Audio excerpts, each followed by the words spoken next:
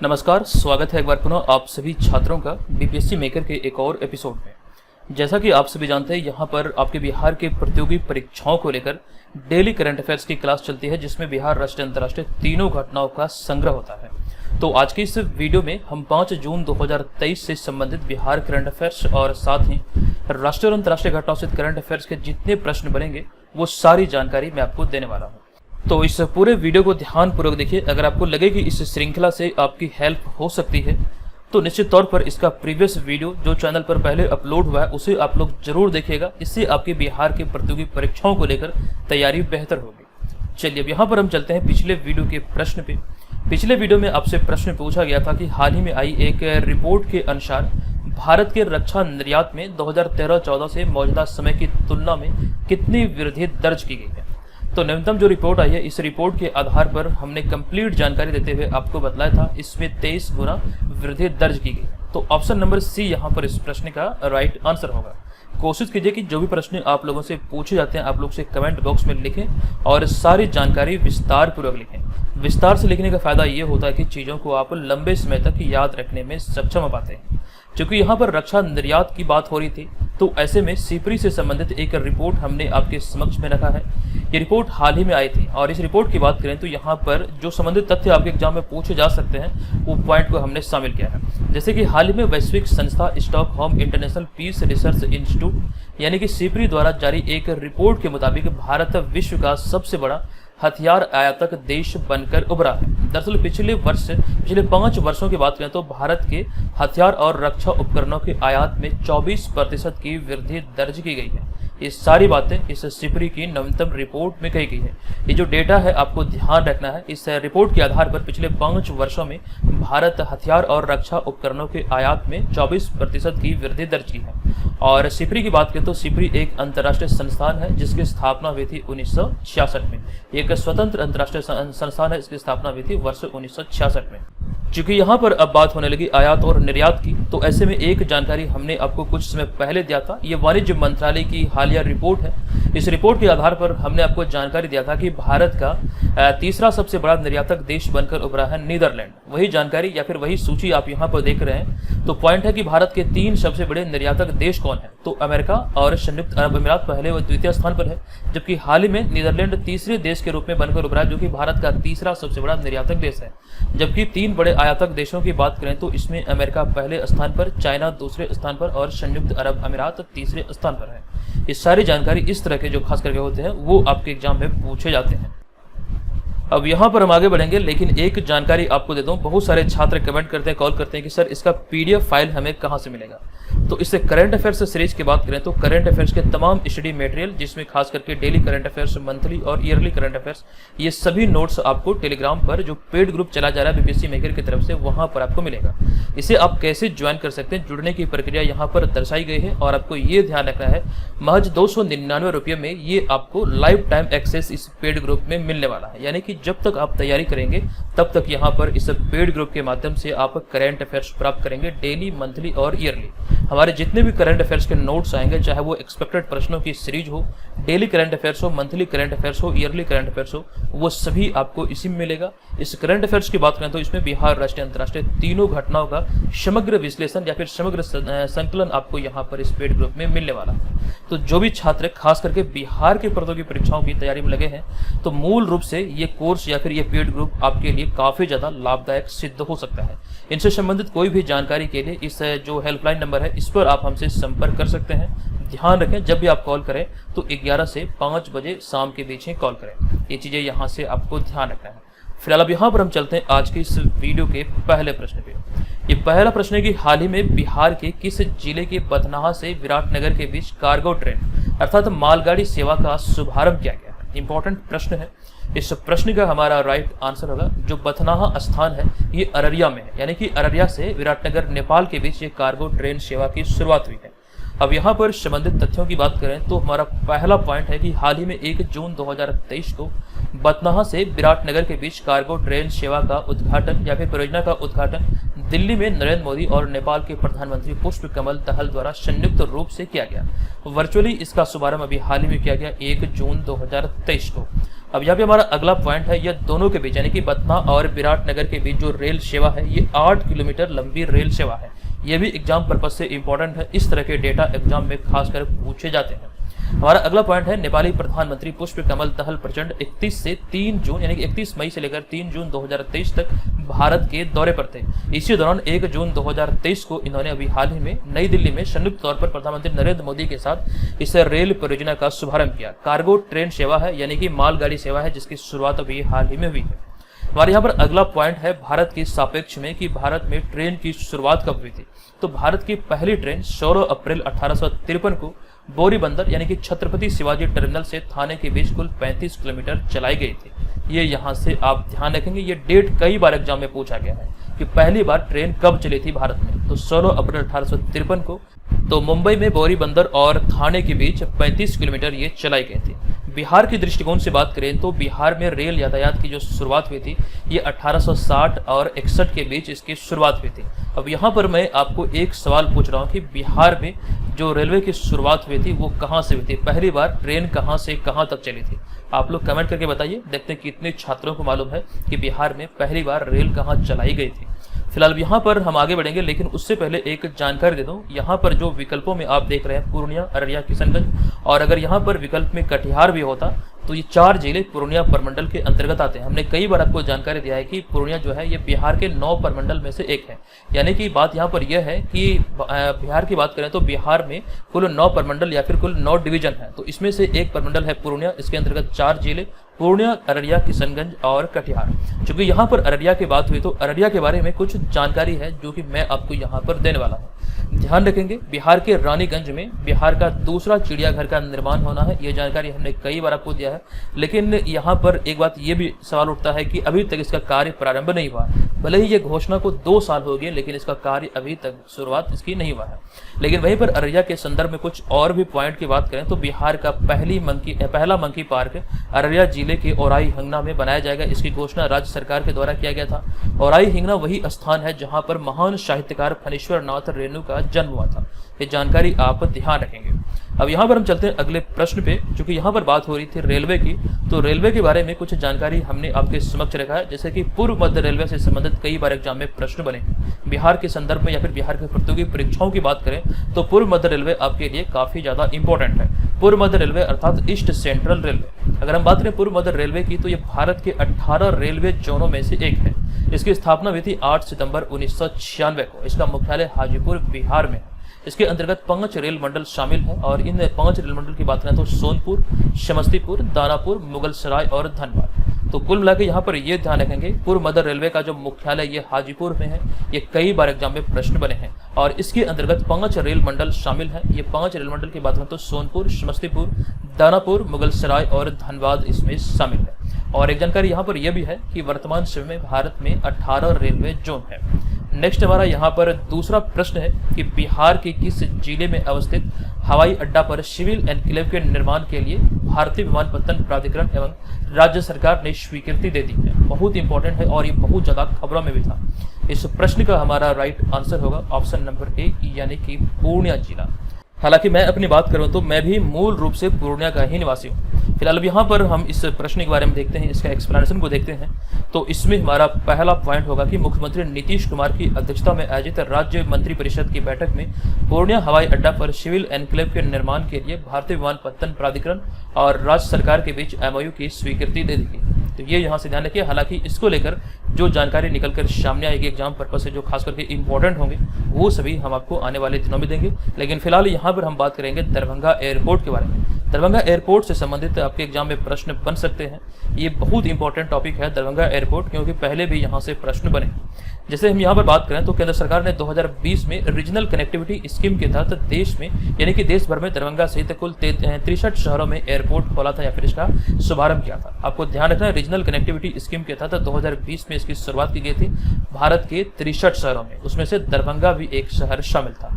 इसमें हमारा अगला पॉइंट होगा कि दरभंगा एयरपोर्ट से उड़ान सेवा की जो शुरुआत हुई थी या फिर इसकी जो शुभारंभ हुआ था, ये डेट था 8 नवंबर 2020, यानी कि 8 नवंबर 2020 को पहली बार दरभंगा एयरपोर्ट से उड़ान भरी गई थी। दरभंगा एयरपोर्ट से संबंधित एक जानकारी बहुत इंपॉर्टेंट है। मई 2022 में हमने आपको जानकारी दिया था कि मई 2022 में दरभंगा एयरपोर्ट मैथिली भाषा में उद्घोषणा अर्थात अनाउंसमेंट करने वाला भारत का पहला एयरपोर्ट बना था। मैथिली भाषा में उद्घोषणा अर्थात अनाउंसमेंट करने वाला भारत का पहला एयरपोर्ट है दरभंगा एयरपोर्ट, जहां से इसकी शुरुआत हुई थी, यानी कि मैथिली भाषा में उद्घोषणा की शुरुआत हुई थी मई 2022 में। हमने आपको इसी करंट अफेयर्स की श्रृंखला के अंतर्गत ये सारी जानकारी विस्तार पूर्वक दिया है। आई होप कि आपको याद होगा। फिलहाल अब यहाँ पर हम चलते हैं अगले प्रश्न पे। तीसरा प्रश्न है कि निम्नलिखित में से किन के द्वारा हाल ही में PM Svanidhi mobile app launch किया गया। हालांकि पीएम स्वनिधि जो योजना है ये केंद्र सरकार की योजना है, पहले से ही संचालित है, लेकिन इसको लेकर अभी हाल ही में एक मोबाइल ऐप भी लॉन्च किया गया। प्रश्न पूछा गया कि किन के द्वारा हाल ही में ये ऐप लॉन्च किया गया। तो इस प्रश्न का हमारा यहाँ पर राइट आंसर होगा ऑप्शन नंबर डी, क्योंकि कोई भी विकल्प यहाँ पर सही नहीं है, तो इस आधार पर हम चुनेंगे उपयुक्त में से कोई नहीं। अब यहाँ पर आपको जानकारी दे दूं कि रेहड़ी पटरी वालों के लिए ऋण आवेदन प्रक्रिया को आसान बनाने के उद्देश्य से हाल ही में आवासन और शहरी कार्य मंत्री हरदीप सिंह पुरी ने PM Svanidhi mobile app launch किया है। दरअसल यहाँ पर आप लोग सुधार कर लेंगे, ए ऑप्शन नहीं बल्कि यहाँ पर विकल्प नंबर डी इस प्रश्न का राइट आंसर होगा। जो सड़क के किनारे रेहड़ी पटरी वाले होते हैं, खास करके उनके लिए जो ऋण सेवा शुरू की गई थी, यानी कि इस योजना के तहत पीएम स्वनिधि योजना के तहत, तो इस प्रक्रिया को आसान बनाने के उद्देश्य से अभी हाल ही में हरदीप सिंह पुरी के द्वारा ये PM Svanidhi mobile app launch किया गया था। अब यहाँ पर हम आगे बात कर लेते हैं पीएम स्वनिधि जो योजना है केंद्र सरकार की, उसके बारे में। तो यहाँ पर जानकारी यह है कि सड़क विक्रेताओं को महामारी द्वारा उत्पन्न आर्थिक कठिनाइयों से निपटने में मदद करने के लिए केंद्र सरकार ने 2020 में पीएम स्वनिधि योजना की शुरुआत की थी। जैसा कि आप सब जानते हैं, कोरोना महामारी के कारण जिस प्रकार की संकट उत्पन्न हुई थी, जिस प्रकार से जो महंगाई का जो स्तर था वो बढ़ा था, और भी जिस प्रकार से अगर हम बात करें जो सड़क के किनारे खास करके विक्रेताएं होते हैं, रेहड़ी पटरी लगाने वाले खास करके, तो वैसे लोगों को आर्थिक रूप से मजबूत करने की दिशा में केंद्र सरकार ने इस योजना का शुभारंभ किया था 2020 में। और इसी योजना के अंतर्गत ऋण जो दिया जाता है, तो उसी प्रक्रिया को बेहतर बनाने की दिशा में भी हाल ही में जून 2023 में हरदीप सिंह पुरी के द्वारा ये PM Svanidhi mobile app launch किया गया। तो ये यहाँ से आपको ध्यान रखना है, एग्जाम में प्रश्न बनने की संभावना है। फिलहाल अब यहाँ पर हम चलते हैं अगले चौथे प्रश्न पे। ये प्रश्न है कि निम्नलिखित में से किस राज्य की पुलिस ने हाल ही में ऑपरेशन क्लीन अभियान शुरू किया है। आपको यहाँ पर जानकारी दे दूं, इसका राइट आंसर होगा ऑप्शन नंबर बी, यानी कि पंजाब पुलिस के द्वारा भी हाल ही में ये ऑपरेशन क्लीन अभियान की शुरुआत किया गया है। दरअसल यहाँ पे हमारा पहला पॉइंट है कि पंजाब पुलिस ने हाल ही में एक राज्यव्यापी ऑपरेशन क्लीन शुरू किया है। और यहाँ पर आपको ध्यान रखना है, इसका उद्देश्य व्यावसायिक मात्रा में नशीले पदार्थों की तस्करी में शामिल व्यक्तियों की गतिविधियों पर नजर रखना है। कहीं ना कहीं आपको यहाँ पर इसका उद्देश्य भी ध्यान रखना है कि नशीले पदार्थों की जो तस्करी होती है व्यावसायिक लेवल पर, तो उसमें शामिल व्यक्तियों की गतिविधियों पर नजर रखने के उद्देश्य से पंजाब पुलिस के द्वारा भी हाल ही में ये ऑपरेशन क्लीन की शुरुआत की गई थी। अब यहाँ पर एक जानकारी हम आपको देने वाले हैं, बहुत इंपॉर्टेंट है। हालांकि हमने पहले भी आपको बताया था कि इस्लामिक गणराज्य सीरिया, यानी कि सीरिया देश अभी हाल ही में दुनिया का सबसे बड़ा नार्को स्टेट बना है। अब यहाँ पर आपके मन में ये सवाल उठ रहा होगा कि नार्को स्टेट क्या होता है। दरअसल नार्को स्टेट की बात करें तो इसका मतलब उस देश से है जो अपनी अर्थव्यवस्था चलाने के लिए नशे के निर्यात पर पूरी तरह से निर्भर होता है। तो वैसे देशों को नार्को स्टेट कहकर संबोधित किया जाता है। तो ऐसे में यहाँ पर यह ध्यान रखिए कि सीरिया अभी हाल ही में दुनिया का सबसे बड़ा नार्को स्टेट बना है। चलिए यहाँ पर हम अगले पॉइंट में अगर हम बात करें पंजाब के दृष्टिकोण से बिहार के संदर्भ में, तो ऐसे में एक जानकारी आपको याद होगा कि 20 से 24 मार्च 2023 तक लवली प्रोफेशनल यूनिवर्सिटी जो कि पंजाब में है, यहाँ पर आयोजित छठी फेडरेशन कप वुशु चैंपियनशिप में बिहार की प्रतिभावान खिलाड़ी अंशु कुमार ने स्वर्ण पदक अर्थात गोल्ड मेडल और साथी पंकज कुमार ने स्वर्ण और कांस्य पदक अपने नाम किया था और बिहार को गौरवान्वित किया था। ये आयोजन हुआ था 20 से 24 मार्च 2023 को। ये छठी फेडरेशन कप वुशु चैंपियनशिप था जिसका आयोजन लवली प्रोफेशनल यूनिवर्सिटी पंजाब में किया गया। तो इस प्रश्न से संबंधित इतनी जानकारी, रिलेटेड फैक्ट खास करके आप याद रखेंगे, यहाँ से प्रश्न बनेंगे। अब यहाँ पर अगले प्रश्न पे जाने से पहले मैं आपको एक जानकारी देता हूँ। इस करंट अफेयर्स की सीरीज की बात करें तो औसतन व्यू इस सीरीज का है 5000, लेकिन 5000 व्यू में से आप लोग 500 लाइक भी नहीं कर पाते हैं। तो कितना खराब लगता है, आप लोग सोच के देखिए। इतनी मेहनत के बाद हम आपको इस प्रकार का मतलब बेहतरीन कंटेंट प्रोवाइड कर रहे हैं करंट अफेयर्स का, तो आप लोग 500 लाइक भी पूरा नहीं कर पाते। अगर आपको लगे सचमुच अगर आपकी हेल्प होती है तो प्लीज़ वीडियो को लाइक कीजिए, चैनल को सब्सक्राइब करके हमें सपोर्ट जरूर कीजिएगा। आज की इस वीडियो का मैं लाइक का टारगेट आपको दे रहा हूँ 1000 लाइक का। अगर आपको लगे कि सचमुच यहाँ से आपकी हेल्प हो रही है तो समझिए कि ये एक प्रकार से आप हमें सपोर्ट कर रहे हैं। तो सभी छात्र एक साथ लाइक करेंगे। आज के इस वीडियो का टारगेट है 1000 लाइक का। आज के इस वीडियो में 1000 लाइक हर हाल में आपको पहुंचाना है। चलिए अब यहाँ पर हम चलते हैं अगले 5वें प्रश्न पे। ये प्रश्न है कि हाल ही में भारत और नेपाल के बीच कितने समझौते पर हस्ताक्षर हुए हैं। बहुत ज़्यादा खबरों में था और इस प्रश्न का हमारा राइट आंसर होगा कुल मिला के 7 समझौते पर हस्ताक्षर हुआ। तो ऑप्शन नंबर बी यहाँ पर इसका राइट आंसर होगा। अब यहाँ पर आपको जानकारी दे दूं कि हाल ही में भारत और नेपाल ने connectivity, hydro electric power, petroleum infrastructure, सीमा पार भुगतान तंत्र और एकीकृत चेक पोस्ट के निर्माण को शामिल करते हुए कुल 7 समझौते पर हस्ताक्षर किया है। ये यहाँ से आप ध्यान रखेंगे, ये 7 समझौते किन क्षेत्र में हुए हैं वो जानकारी यहाँ पर हमने आपके समक्ष रखा है। भारत और नेपाल के बीच अभी हाल ही में ये 7 समझौता हुआ है। दरअसल यहाँ पर आप ये ध्यान रखेंगे, इसके अतिरिक्त ये जो समझौता हुआ ही साथ इसके अतिरिक्त भारत और नेपाल के बीच कार्गो ट्रेन सेवा का भी शुभारंभ किया गया। पहले प्रश्न में ये जानकारी हमने बिहार के संदर्भ में आपके समक्ष रखा था और आपको जानकारी दिया था कि अररिया के पटनाहा और विराटनगर के बीच 8 किलोमीटर रेल सेवा का शुभारंभ नरेंद्र मोदी और पुष्प कमल दहल द्वारा संयुक्त रूप से किया गया। पुष्प कमल दहल की बात करें तो ये नेपाल के प्रधानमंत्री हैं। ये जानकारी आप भी यहाँ पर ध्यान रखें। चूंकि नेपाल की बात हो रही तो नेपाल के बारे में एक अहम जानकारी हमने आपको दिया था कि हाल ही में रामचंद्र पौडेल नेपाल के तीसरे राष्ट्रपति चुने गए हैं और नेपाल के तीसरे उपराष्ट्रपति के रूप में राम सहाय प्रसाद यादव को नियुक्त किया गया है। ये यहाँ पर ध्यान रखेंगे। अगर यहाँ में प्रश्न बने कि नेपाल के तीसरे राष्ट्रपति और उपराष्ट्रपति कौन बने हैं तो वो जानकारी यहाँ पर हमने अभी आपको दिया।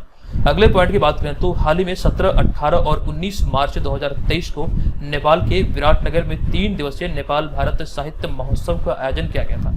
इस सीरीज की यही तो विशेषता है। यहाँ पर करंट अफेयर्स तो आप सीखते हैं, साथ साथ आपका जो प्रीवियस जो करंट अफेयर्स आपने पढ़ा है वो भी यहाँ पर आपका रिवीजन होता है और साथ ही हम यहाँ पर कोशिश ये भी करते हैं कि स्टैटिक पोर्शन से भी कुछ तथ्यों को यहाँ पर शामिल किया जाए जिससे आपकी तैयारी बेहतर हो। और खासकर के बात यहाँ पर ये होती है कि जब आप करंट अफेयर्स को खास करके विस्तार पूर्वक पढ़ते हैं तो बहुत सारी चीजें सीखते हैं और ये आपको लंबे समय तक याद रहता है। प्रश्न और आंसर पढ़ने से बेहतर है कि आप चीजों को विस्तार पूर्वक पढ़ो। विस्तार पूर्वक पढ़ने से फायदा निश्चित तौर पर होता है, इस चीज को आप भी फील करते होंगे। नेक्स्ट अब यहाँ पर हम चलते हैं अगले प्रश्न पे। अगला हमारा 6ठा प्रश्न है कि किस देश के मौसम विज्ञान केंद्र के निदेशक अब्दुल्ला अल मंडौस को 4 वर्ष के कार्यकाल के लिए विश्व मौसम विज्ञान संगठन अर्थात वर्ल्ड मेट्रोलॉजिकल ऑर्गेनाइजेशन का अध्यक्ष चुना गया है। तो इस प्रश्न का हमारा राइट आंसर होगा ऑप्शन नंबर ए, यानी कि यूएई के जो कर सकते हैं यूएई मौसम विज्ञान केंद्र यहाँ के जो निदेशक है अब्दुल्ला अल मंडौस, इन्हें 4 साल की अवधि के लिए विश्व मौसम विज्ञान संगठन का अध्यक्ष चुना गया। तो ऑप्शन नंबर ए यहाँ पर इस प्रश्न का राइट आंसर होगा। आप यहाँ पर ध्यान देंगे कि संयुक्त अरब अमीरात अर्थात यूएई के राष्ट्रीय मौसम विज्ञान केंद्र के निदेशक अब्दुल्ला अल मंडौस को अगले 4 वर्ष के कार्यकाल के लिए विश्व मौसम विज्ञान संगठन अर्थात वर्ल्ड मेट्रोलॉजिकल ऑर्गेनाइजेशन का अध्यक्ष चुना गया है। ये यहाँ पर आप ध्यान रखेंगे। भारत के संदर्भ में बात करें तो आपको यहाँ पर इस बात का ध्यान रखना कि भारत मौसम विज्ञान विभाग के महानिदेशक मृत्युंजय महापात्र को विश्व मौसम विज्ञान संगठन के 3 उपाध्यक्षों में से एक के रूप में चुना गया है। अभी हाल ही में अध्यक्ष चुना गया अब्दुल्ला अल मंडौस को, जो कि यूएई के हैं। यूएई का जो राष्ट्रीय मौसम विज्ञान केंद्र है इसके निदेशक हैं, लेकिन इसके अतिरिक्त 3 उपाध्यक्ष भी चुना गया। और आपको ध्यान रखना है कि भारत के दृष्टिकोण से ये पॉइंट इंपॉर्टेंट है। तो भारत मौसम विज्ञान विभाग के महानिदेशक मृत्युंजय महापात्र को इसका उपाध्यक्ष चुना गया है। लेकिन एक अगला पॉइंट भी काफी इंपॉर्टेंट है, इसी से संबंधित है कि इसके अतिरिक्त संयुक्त राष्ट्र के विश्व मौसम विज्ञान संगठन ने अर्जेंटीना के मौसम विज्ञानी सेलेत्से साउलो को अपना महासचिव नियुक्त किया है। ये आपको ध्यान रखना है और वे इस पद पर नियुक्त होने वाली पहली महिला है। इनका नाम है सेलेत्से साउलो, जो कि अर्जेंटीना के रहने वाले हैं। अर्जेंटीना की बात आई है तो अर्जेंटीना के बारे में ये ध्यान रखें, फीफा विश्व कप जो हालिया आयोजित हुआ था ये अर्जेंटीना ने अपने नाम किया था। ये जानकारी हमने आपको विस्तार पूर्वक दिया था। अब यहाँ पर हमारा अगला पॉइंट होगा विश्व मौसम विज्ञान संगठन के बारे में अर्थात वर्ल्ड मेट्रोलॉजिकल ऑर्गेनाइजेशन के बारे में। तो यह संयुक्त राष्ट्र की एक विशेष एजेंसी है। इसकी स्थापना कब हुई थी ये भी पूछे जा सकते हैं। तो इसकी स्थापना 23 मार्च 1950 को हुई थी और इसका मुख्यालय जिनेवा स्विट्जरलैंड में है। ये जानकारी आप नोट करेंगे। नेक्स्ट 7वां प्रश्न हो जाएगा कि भारत ने किस देश को हराकर पुरुष हॉकी जूनियर एशिया कप 2023 का खिताब अपने नाम किया है। मोस्ट इंपॉर्टेंट है। इस प्रश्न का हमारा राइट आंसर होगा भारत ने पाकिस्तान को हराकर इस खिताब को अपने नाम किया है। अब यहाँ पर आपको जानकारी दे दूं कि भारत ने पाकिस्तान को 2-1 से हराकर पुरुष हॉकी जूनियर एशिया कप 2023 का खिताब चौथी बार अपने नाम किया है। ये भी इंपॉर्टेंट है, कितनी बार अपने नाम किया, तो अभी हाल ही में जो खिताब अपने नाम किया है ये चौथी बार है जब भारत ने इस खिताब को अपने नाम किया है। दरअसल इस खिताबी मुकाबले में भारतीय कप्तान उत्तम Singh man of the match चुने गए, ये भी एग्जाम पर्पज से इंपॉर्टेंट है। भारत के संदर्भ में बात करें तो भारत ने इस जीत के साथ मलेशिया में होने वाले अंतर्राष्ट्रीय हॉकी महासंघ पुरुष जूनियर विश्व कप के लिए भी क्वालिफाई कर लिया है, तो कहीं ना कहीं ये भी उपलब्धि भारत को हासिल हुई है। अब यहाँ पर हम अगले पॉइंट में भारत की दृष्टिकोण से ये बात करें कि भारत ने कब कब इस खिताब को इससे पहले अपने नाम किया, तो इससे पहले यानी कि पहली बार 2004 में, उसके बाद 2008, फिर 2015 में इस खिताब को यानी कि जूनियर एशिया हॉकी कप का खिताब अपने नाम किया था, ये यहाँ पर ध्यान रखेंगे। और अभी हाल ही में 2023 में भारत ने अपने नाम किया, तो कुल मिलाकर 2004, 2008, 2015 और 2023 में भारत ने इस खिताब को अपने नाम किया। जबकि पाकिस्तान की दृष्टिकोण से बात करें तो पाकिस्तान यह टूर्नामेंट लगातार 3 बार अपने नाम किया, 1988 में, 1992 में और 1996 में। इसकी शुरुआत जो हुई थी इस टूर्नामेंट की, ये 1988 में हुई थी। पहला संस्करण पाकिस्तान ने अपने नाम किया, उसके बाद दूसरा भी पाकिस्तान ने ही अपने नाम किया और तीसरा भी 1996 में पाकिस्तान ने ही अपने नाम किया। अर्थात भारत ने सर्वाधिक बार पुरुष हॉकी जूनियर एशिया कप का खिताब जीता है, ये चीज यहाँ पर ध्यान रखेंगे। अभी भारत के दृष्टिकोण से बात करें तो भारत 4 बार इस खिताब को अपने नाम किया, तो इस लिहाज से ये पॉइंट हमने शामिल कर दिया है कि भारत इस खिताब का सर्वाधिक बार विजेता रहा। जबकि दक्षिण कोरिया की बात करें और मलेशिया की बात करें तो ये दोनों देशों ने क्रमशः 1 बार इस खिताब को अपने नाम किया है। ये वो कंप्लीट सूची आप यहाँ पर देख रहे हैं कि कौन सा देश कितनी बार इस खिताब को अपने नाम किया है। तो यहाँ पर आप देख रहे हैं कि 1988 में पाकिस्तान, 1992 में पाकिस्तान और 1996 में पाकिस्तान, कुल मिलाकर 3 बार इस खिताब को जूनियर वर्ग में जो हॉकी एशिया कप का है ये पाकिस्तान ने अपने नाम किया है। उसके बाद वर्ष 2000 में दक्षिण कोरिया ने पहली बार और एकमात्र बार, उसके बाद भारत ने लगातार 2 बार, 2004 और 2008 में, और उसके बाद 2012 में मलेशिया ने इस खिताब को अपने नाम किया, और उसके बाद फिर 2015 में भारत ने, 2021 में ये आयोजित नहीं हो पाया था और 2023 में भी हाल ही में भारत ने इसे अपने नाम किया। फिलहाल अब यहाँ पर हम चलते हैं अगले प्रश्न पे, लेकिन उससे पहले ये ध्यान रखेंगे कि बिहार की प्रतियोगी परीक्षाओं को लेकर पिछले 12 महीने के करंट अफेयर्स का संग्रह करते हुए एक वीडियो हमने चैनल पर अपलोड किया है। ये सभी प्रश्न टॉप सिलेक्टेड प्रश्नों की श्रेणी में शामिल है। 280 प्रश्नों का संग्रह है, तकरीबन 3 घंटे का यह वीडियो है।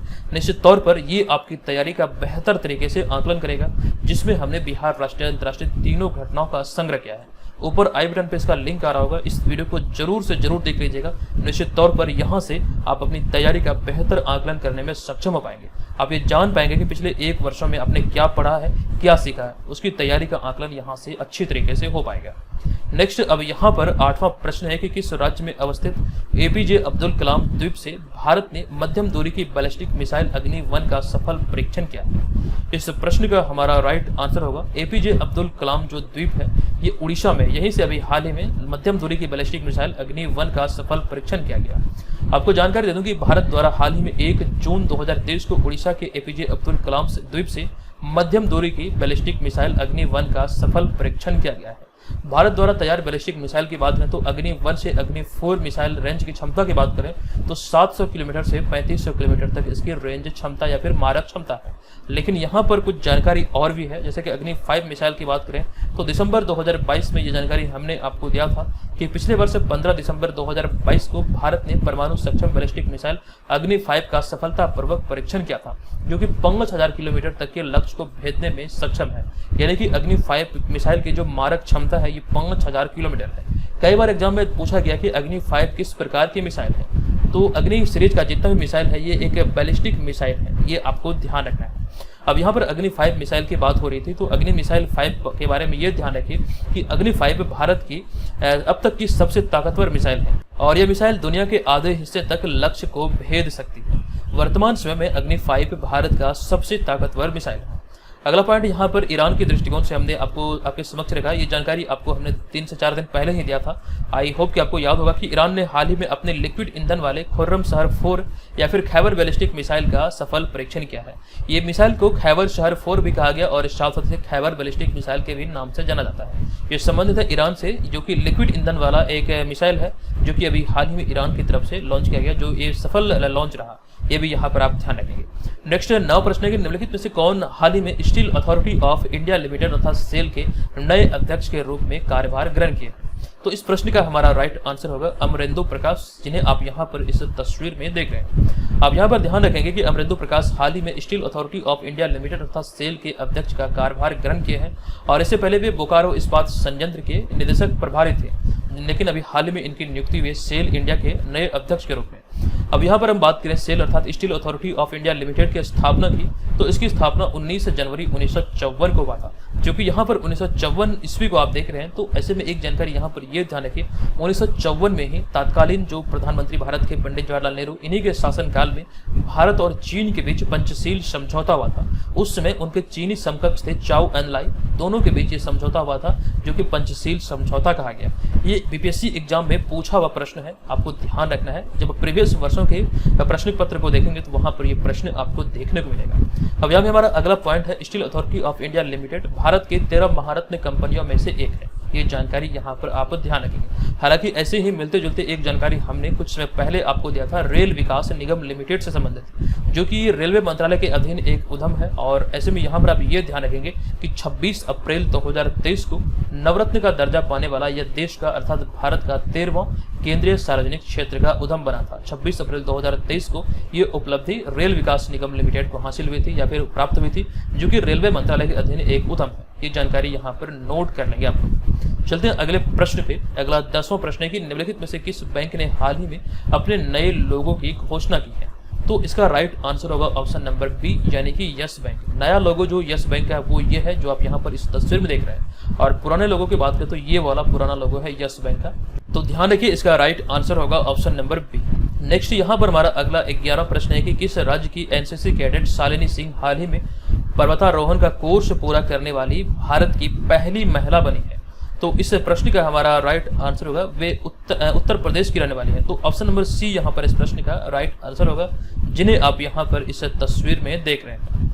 अब यहाँ पर आपको जानकारी दे दूं कि उत्तर प्रदेश लखनऊ की 20 वर्षीय एनसीसी कैडेट शालिनी सिंह पर्वतारोहण पाठ्यक्रम को पूरा करने वाली भारत की पहली महिला कैडेट बनी है। ये आप यहाँ पर ध्यान रखेंगे, इस वजह से ये पॉइंट बहुत इंपॉर्टेंट है, क्योंकि अभी हाल ही में ये पर्वतारोहण पाठ्यक्रम को पूरा करने वाली भारत की पहली महिला कैडेट बनी है। और उन्होंने भारत की पहली महिला एनसीसी कैडेट के रूप में उत्तराखंड के हिमालयी क्षेत्र में पर्वतारोहण पाठ्यक्रम को पूरा किया है। दरअसल इसकी जानकारी हमने आपको पिछले वर्ष दिया था। मार्च 2022 में नेहरू पर्वतारोहण संस्थान यानी कि निम में एशिया का पहला पर्वतारोहण डिप्लोमा कोर्स संपन्न हुआ था। ये जानकारी आपको याद होगा, विस्तार पूर्वक ये सभी जानकारी हमने आपको दिया था।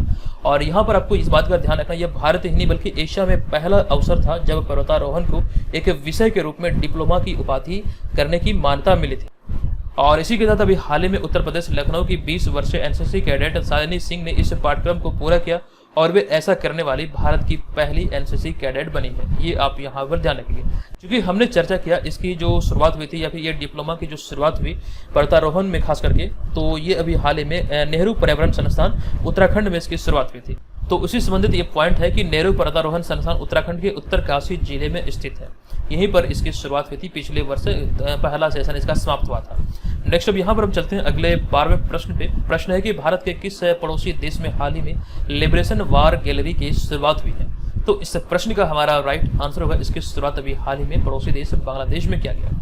अब यहाँ पर आपको जानकारी दूं कि हाल ही में बांग्लादेश की राजधानी ढाका में भारतीय उच्चायोग के भारतीय सांस्कृतिक केंद्र में 1971 की लिबरेशन वार गैलरी का उद्घाटन किया गया, जिसमें 1971 के बांग्लादेश मुक्ति संग्राम के वीर क्षणों को प्रदर्शित करने वाले दुर्लभ तस्वीरें और दस्तावेजों को शामिल किया गया या फिर उसमें दर्शाया गया। तो ये सारी जानकारी यहाँ पर ध्यान रखिए। 1971 की लिबरेशन वार गैलरी का जो उद्घाटन है अभी हाल ही में किया गया है बांग्लादेश में। तो ऑप्शन नंबर बी यहाँ पर इस प्रश्न का राइट आंसर होगा। दोस्तों, अगर आप भी घर बैठे रहकर बीपीएससी सहित बिहार के प्रतियोगी परीक्षाओं की तैयारी में लगे हैं, खास करके यहाँ पर अगर हम बीपीएससी एग्जाम की बात करें तो बीपीएससी एग्जाम की तैयारी को लेकर बीपीएससी मेकर ऐप पर कोर्स संचालित है। हालांकि इसके अतिरिक्त टेलीग्राम पर भी एक पेड ग्रुप संचालित है, जिसमें आपको विषय आधारित नोट्स दिया जा रहा है, टेस्ट सीरीज दिया जा रहा है, बिहार जीके और सिलेबस आधारित नोट्स जो भी है वो सभी चीजें इसमें आपको मिलने वाला है। टेस्ट सीरीज की बात करें तो 40 टेस्ट इसमें आपका शामिल है, जो कि फुल लेंथ टेस्ट है। किसी भी एग्जाम के दृष्टिकोण से टेस्ट सीरीज का एक अहम रोल होता है, ये आपकी तैयारी का आकलन करता है और आप ये जान पाते हैं आगामी एग्जाम के दृष्टिकोण से आप कितने प्रिपेयर हैं। अगर आप टेस्ट सीरीज को ज्वाइन करने के इच्छुक हैं तो इस व्हाट्सएप नंबर पर हमें संपर्क कीजिएगा, जिसके बाद आपको सारी जानकारी मिल जाएगी और आप इसे टेस्ट सीरीज को ज्वाइन कर पाएंगे। अब यहाँ पर हम आ चुके हैं आज के इस वीडियो के प्रश्न पे कि बिहार के कृषि मंत्री कुमार सर्वजेत की घोषणा के अनुसार बिहार के किस जिले में कम पानी से मोटे अनाज के लिए सेंटर ऑफ एक्सीलेंस का निर्माण किया जाएगा। ये जानकारी हमने आपको कल वाले वीडियो में विस्तार पूर्वक दिया था। कोशिश कीजिए कि जो भी प्रश्न आप लोगों से पूछे जाते हैं आप लोग से कमेंट बॉक्स में लिखें और विस्तार पूर्वक लिखें। और आपको याद होगा अभी हमने आपको टारगेट दिया था आज के इस वीडियो का 1000 लाइक का, तो जाते जाते इस वीडियो को जरूर लाइक कीजिए, समझिए कि आप एक प्रकार से हमें सपोर्ट कर रहे हैं। तो दोस्तों ये टारगेट को जरूर पूरा कीजिएगा, हमें नाराज नहीं कीजिएगा। 1000 लाइक का टारगेट है, आज को आपको हर हाल में से पूरा करना है। चलिए मिलेंगे नेक्स्ट वीडियो, तब तक के लिए धन्यवाद। जय हिंद।